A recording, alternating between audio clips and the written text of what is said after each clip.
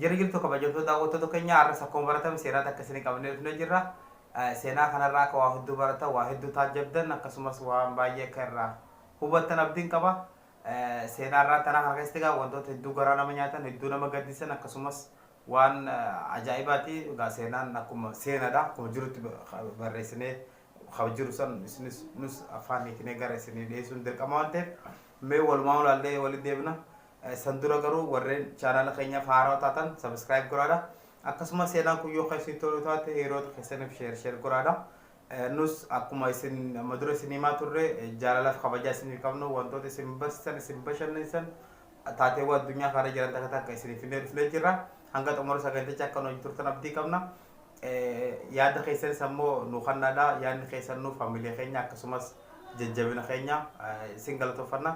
Kallattumaan suduudhaan gara sagantichaa isin dabarsa. Nagaa turtii gaarii sagantichaa wajjin. Oloompikiin Jarman Muunikitti gaggeeffame isa saglaffaa irratti ture. Inni kun waraana addunyaa lammaffaan booda jechuudha. Jarman qophii kana qopheessuudhaaf waan hedduu garte. Sababni isaas yeroo waraana addunyaa lammaffaatti gama Xaaliyaan goruudhaan kophaa isii biyya addunyaadhaa wajjin wal lolte waan ta'eef addunyaan ija addaatiif haloodhaan kan laalaa turan. Argannaan immoo hedduu gammadde. Israa'el irratti hirmaachuu kanaaf waa hedduu gammadde. Sababni isaa Israa'elii fi Jarman jidduu akkuma seenaan addunyaa beekutti hamtuutaa fi adurreedha. Israa'el ijoollee wallaansa hedduu qopheessiti. Abdii warqee galchuu danda'an hedduus kan qopheessitee gara Olompikii kanatti ergiti. Ollaan Israa'el tan taate magaalaan Libaanos akeeka faallaatiif haa ta'u malee garee isheef taatu leenjisaa jirti. Leenjifamtoonni kunis miseensota garee fulbana gurraachaa yookaan Black September jedhamuun beekamu ture. Ergama addaatiif warreen leenji'an kun leenjii isaanii Beerut gammoojjii Liibiyaa keessatti haala gaariidhaan mudalan. Gareen fulbana gurraachaa yookaan Black September kun ergamni isaanii atileetota Israa'el kana miidhuu ture. Gareen kun bara 1963 Joordaanitti hundeeffame. Mootiin Hussein erga Filisxeem Joordaan keessaa baate xiiqii irraa bahuuf booda kan garee akka diinatti yaadu hunda shakka hunda haleeluuf fi of ittisuudhaaf kan ijaare. Addunyaan isaan kanaan shoora keessa haa jettuuni malee isaan ofii isaaniitiin akka adda bilisa baasatti of beeku. Warri Filisxeemis kanuma ragaa bahuuf. Garee lamaan kanaatti wal qabatee wajjin gara Muunik imale. Tokko du'uuf tokko immoo ajjeesuuf. Muunik garee lamaan kana dabalatee garee taphattoota addunyaa hedduu keessummeessuuf tashattee jirti. Namuu uffata eenyummaa isaanii ibsuu fi alaabaa biyya isaanii qabatanii dirree Olompikii seenaa jiru. Namuu hiriira seenanii alaabaa isaaniin faayamanii istaadeemii Muunik seenan. Ayyaanni bifa addaatiin baname. Dorgommiin eegalee gaafa fulbana 5 bara 1964 walakkaa halkanii erga dabreen booda bariisaa toora sa'a 10 fi daqiiqaa 30 miseensonni fulbana gurraachaa namni 8 dallawa ganda Olompikii gubbaan utaalanii seenan. Boorsaa uffata harkaa qaban keessaa meeshaa waraanaa baafatan. Gargaarsa warreen Jarman keessaa qindeeffataniin keessaa kutaa atileetota Israa'el eessa akka ta'e adda baafatanii jiru. Atileetota Israa'el lafti nagaa jedhanii rafaa jiru. Gariin bahee alaa bashannanaa jira. Kan akka Muusiin Bargar garuu hirriba fudhatanii ka'ee taa'aa jira. Inni leenjisaa garee wal'aansoo ture. Guyyaa san hunda dura ka'ee dhiqachuuf qophaa'aa ture. Kanaafi kana jidduu kottee nama hedduu saffisaan deemtu dhageenyaan adda baafachuuf gurra hulaa irratti xile. Yeroo san kutaa inni keessa jiru humnaan balballi rukutame. Innis humnaan balbala danqaree hiriyoota isaa kaasuuf lallabee isaan yaame. Yeroo inni isaan kaasu miseensonni garee Black September gamtaan balbala dhonfareessanii keessa buusanii ol seenan. Akkuma seenaniin isaan keessaa tokko rasaasaan musee lafaa fuudhe. Atileetota kaan keessaa tokko furgee kan qawwee dhukkaase kana irra qubate. Dhahes qawwee harkaa darbe. Tokko kan duuba dhaabbatu kanas keessa buuse. Lachuu bakkatti dhuman. Ergasii atileetota 9 fi reefka lamaan fudhatanii deeman. Bariisaa addunyaan guutuun Israa'el dabalatee oduu gaddaa kana karaa foddaa televizoona ABC'n dhagayan. Isaanis miseensonni Black September kanneen lakkoofsaan 240 ta'an kan Israa'elii fi biyyoota biroo keessatti hidhamanii hiiktan malee gadi hin lakkifnu jedhanii dhaaddatan. Kan immoo hanga guyyaa irraa sa'aatii 12tti yoo kan hin raawwanne tahe atileetota Israa'el saglan afan kana dabareedhaan akka ajjeesu dhaaddatan. Hooggantoonni Jarman gochi kun biyya isaanii keessatti ta'uun hedduu yaaddaan Israa'el lammiilee ishee baraaruuf barbaaddee garuu hin taaneef. Pirezidaantiin Israa'el shororkeessitoota wajjin haasawaa hin qabnu osoo dachiin tun lama taatee jettee achi dhaabbatti. Mootummaan Jarmanis lubbuu jara kanaa baraaruuf maallaqa inni dhiyeessee gareen kun summii nutti haa ta'u jedhanii didan. Safarri Olompikii cimimmoo addaa qabatte.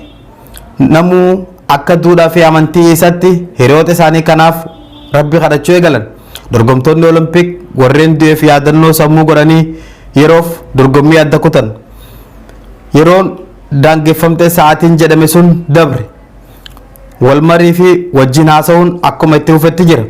Gareen kun Aeroplaan jettii kan isaan kana fuudhee gara gammoojjii biyya Arabaa tan hin beekamne isaan geessu akka isaaniif qopheessan mootummaa Jarman gaafatan. Jarmanis carraa kanatti fayyadamuuf tole jette. Pirezidaantii Israa'el Golda Meiriin komaandoo Israa'el akka lammiilee ishii kana baraaraniif hayyama mootummaa Jarman gaafatte. Jarman garuu kun olaantummaa Jarman tuqaa kun tasumaayyuu hin ta'u jettee achi dhaabbatte.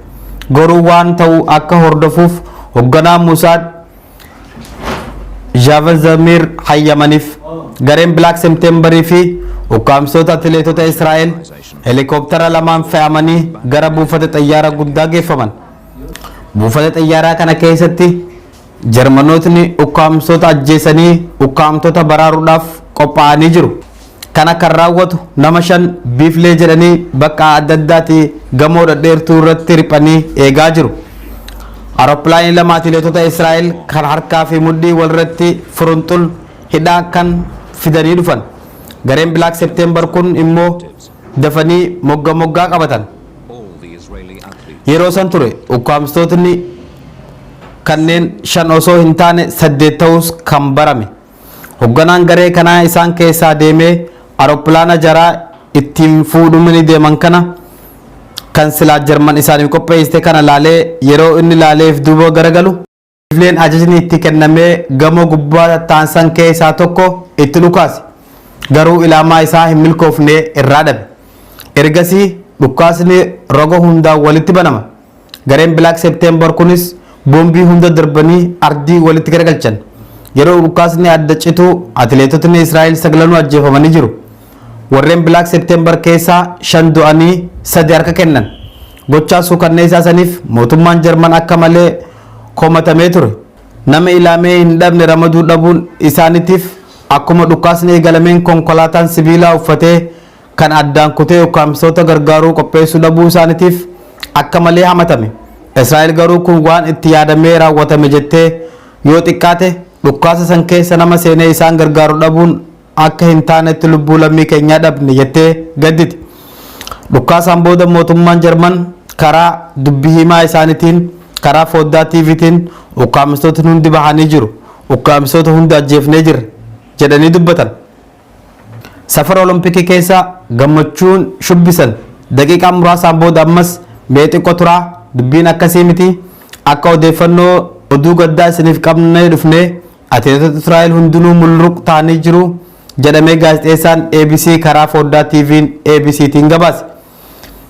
Biyyoota garii keessatti hiriirri mormii hedduu ba'an. Ganda Olompikii Muunik keessatti sirna gaddaa qopheessan. Sagantaa addaa hin kunnu sagantaa adda kutuun kaayyoo fi akeeka warra shororkeessitoota kana galmaan gahuudha jedhamee dorgommichis itti fufe. Olompikii addunyaa 9ffaa atileetota Israa'el bakka hin jirretti itti fufe. Hiriyootni isaanii 11 kan ajjeefaman atileetota Israa'el 17 waarruu gaddaa uffatanii gara biyya isaaniitti deebi'an. Prime Minister Israa'el Golda Meiriin dhumaatii atileetota ishii yeroo dhageessu onnee ishiin hedduu madooftee hedduus gadditi. Simon Press gaaffii deebii TV wajjin goote tokko irratti yeroo bara hooggansaa ishee fixee bu'uuf muraasni hafuuf kana keessatti ijoollee Israa'el kan isheen michoomaaf ergite dhumtee argamuu akka ishii gaddisiise haasawaa paarlamaa biyyattii goote irratti dubbattee jirti. Uummatni biyya ishee akkoo jedhanii kan waaman Goldaameer gaafa Israa'elii fi biyyootni Arabaa wal lolan san isheen gama Daawit Magroo wajjin ta'uun shoora mataa ishiis taphattee jirti. Erga biyyi Israa'el bilisoomtee akkuma biyyattii dhaabbatteen dhiibbaa biyyoota alaatii irratti banamu kamuu dandamachiisuuf maallaqa meeshaa waraanaa ittiin bitamu sassaabuu dabalatee waan baay'ees gumaachiti. Goldaameeriin dubartii sibiilas jedhamuun moggaasa maqaa qoosaa hunda moggaasaniif jiru. Osoo gara muummee ministeeraa hin dhufin dura bakka heddumtee ittis milkooftee jirti. Keessafuu yeroo ministeera biyya alaa taatee muudamte sanitti biyya ishiif shoora olaanaa gumaachitee jirti. Yeroo atileetii Israa'el dhuman san garuu kan jirru kophaa keenya. Kanaaf kophaa keenya ni dhaabbannas jedhanii tarkaanfii fudhachuu qabdu lafa kaa'atti. Shororkeessuun kana jedhaamseef jedhaamsuun jettee kan harka mureef harka muruun kan arraba mureef arraba isaa muranii agarsiisuudha jetti. Yeroo san damee basaasa biyyattii Musaad jedhamu kan hoogganamu Jaavi Zammiir yaamtee itti gaafatama raayyaa ittisa biyyattii osoo hin hafin hatattamaan ofitti waamte. Goldaameerii dubbii gabaabaa fi murtii qabus haasofte. Kaayyoon isas garee shororkeessitootaa kana warra shororkeessuu koomitee tokko haa dhaabnu jetti. Namoota ajjechaa ilmaan Israa'el kana keessa harka qaban hunda maqaa isaanii akka qoratamee naaf dhiyaatu jettee sanuu ammumatti. Yeroo reeffi atileetota Israa'el gara biyya atileetota fan wajjin galaa jirutti gareen iccitii kan koomitee X jedhamu qaata hundeeffamee Bahareen keessa warra ajjechaa keessa harka qaban jedhamee maqaa isaanii funaanutti jira. Biyyoota Arabaa, Awurooppaa, Afrikaa hunda keessa naanna'ee ragaa funaanee ragaalee barbaachisu hunda funaanee Goldaameeriif erguu eegalee jira. Duula dallansuu waaqaa jedhamu kan akka hoogganuuf Mikaa'el Harariin filame. Mikaa'el Harariin amma dura ganna 20f bakka bu'aa Musaar tahee tajaajilee jira. Wanni ittiin beekamu of danda'anii socho'uu fi diina haleeluuf akkasumas gara jabina hedduun beekama. Warreen maqaa damee basaasaa biyya Musaad kana hiddaan jabeessanii keessas tokko jedhamee waamama. Goldaameeriin yeroo Mikaa'el Hararii fi hoogganaan Musaad Jaavamiir waliin qabdu akka jettee Yahudaan addunyaarra jiran ni sodaachifamu. Uummata nagayaa ijoollee dabalatee nama barumsa keessatti dhiifama Yahudaa addunyaarra jiran hunda ni sodaachisu. Uummata nagayaa ijoollee dabalatee mana barumsaa keessatti dabalatee ni ajjeesu. Ateesitti, Zuurikitti, Tilaavikitti, amma immoo kunoo Muunikitti warri biyya biraa kubbaa miilaa taphatu warqiifis wal dorgomu. Nuti garuu yeroo hunda kophaa jirra. Nama tokkollee kan nuuf dirmatu hin qabnu. Amma garuu waadan isiniif seenaa Israa'el warreen dhiiga ilmaan isii dhangalaasee harka isaanii irraa ciruuf teessi. Shororkeessummaa kun dhaabbachuu qaba. Anis biiluu bahuuf tarkaanfiin fudhadha. Kun seera fi heera keenya ala ta'us garuu itti gaafatama kiyyaan murteesseen jira. Yakkamaan adabamuu qaba. Humnaan ifraa dhoorginaa jetti. Yeduwar Qalaskaay maqaa jedhamuun gara biyya Faransaay daldaltoota fakkeessanii nama 5 kan hin caalle warra boombii dhoosu, fanjii xamadu, warra ilaamuu irraa hin dhabne biflee fi coollee addatti qopheessan. Bakka teessumaa guddoo Paaris qubate. Tokko kan akka tokko hin beeknetti godhee gargaarsa warra Musaadiin deeggaramuun adamoo isaanii eegalchiise. Tarkaanfii isaanii jalqabaa erga ajjechaa Muunikiin booda tuutni isaanii Xaaliyaan Roomaa gahan. Imbaasii Liibiyaa keessa afaan hiikuun kan hojjetu Abdallaa Waahid Roomaa jiraata. Abdallaan garee Black September kun akka isaan Liibiyaa keessatti leenjifamaniif meeshaa waraanaa isaan barbaachisu isaatti dhiyeessaaf jedhamee koomitee X'n itti amantee jirti. Duuba halkan yeroo sa'aatii 10 ta'u inni dalagaa irraa gara manaa galaa jiru. Inni garuu mana isaa moggaa namni tokko gaaddidduu jalatti dhukatee akka isa eegaa jirus wanni beeku hin jiru. Isaa mana gahee balbala manaa furtuun banaa jiru rasaasaan rukutan. Rasaasa 11 itti roobsan. Possible about them. Sometimes the surveillance division could help to choose the exact modus operandi of the assassination. Should we use a bomb? Should we use a gun? Should we use assassination in the street? Level of secrecy of Qaidon is the highest in Mossad. Even their closest friends do not know who they really are. In position near Svita's apartment block, 2 Qaidon assassins prepared to carry out the hit. Officer G was on that mission.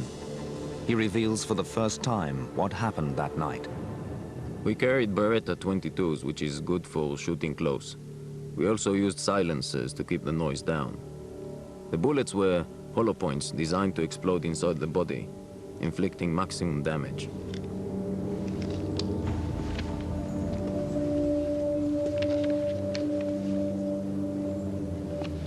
For Zweiter, it was he didn't thought in his wild dream that the Mossad is behind him.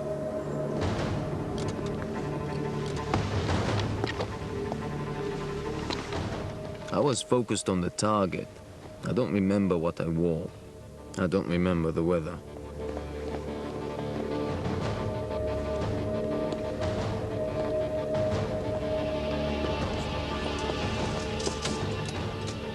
There was no time for chit-chat. We simply asked his name, we advanced. He didn't have time to react.